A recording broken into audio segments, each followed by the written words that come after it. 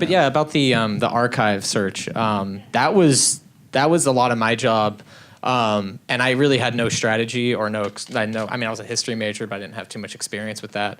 So I mean, my strategy was just I went up to Portland for about 2 or 3 weeks, and I basically just kind of knocked on local news stations' doors and told them about this project I was working on. And I was just pretty aggressive with it. I kind of just like invited myself into their basements and just started going through their footage.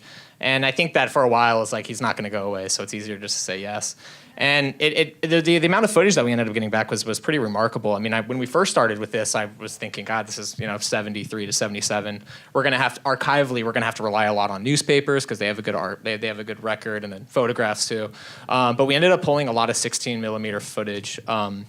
And when we first got it back, it was a little disappointing when we did our first pull because a lot of it was just basically highlights that that's all that had survived in these news stations' archives, which is really tough to tell a documentary, a whole story with just kind of singles, stolen bases, and scored runs.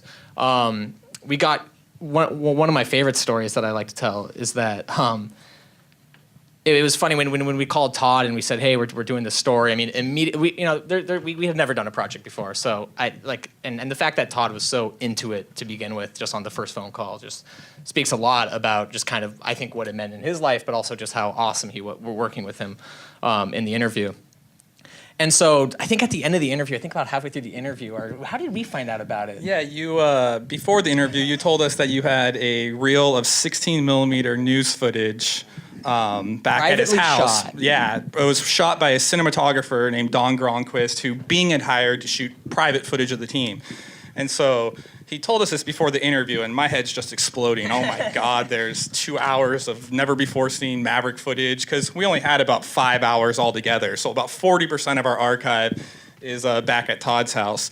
And so I think after the interview, I waited like a week to kind of get back in touch, and I talked to your assistant, and I said, Todd mentioned he had some footage. I said I had this footage, and then I spent 6 months, I couldn't find it anywhere. It was like a year. I looked in the film archive, I looked in like the local U-Haul place, I looked everywhere, and then finally I found it in my sock drawer. It was in the back of my sock drawer, a plastic bag. His assistant said, like, trust me, that's like the safest place, like way more than the film vault. Like it belonged in the sock drawer.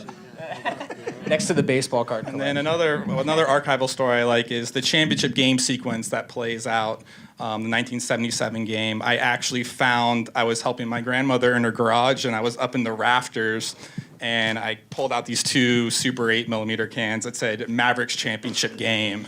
And we were about 3/4 of the way through editing the documentary when I came across that, and I literally almost like fainted off the ladder, just like, oh my God, and it was dusty and it had mold growth on it, and it was crazy. But yeah, I found that helping my grandma out. So I guess the moral of the story is always help your grandma out with their chores when she calls you.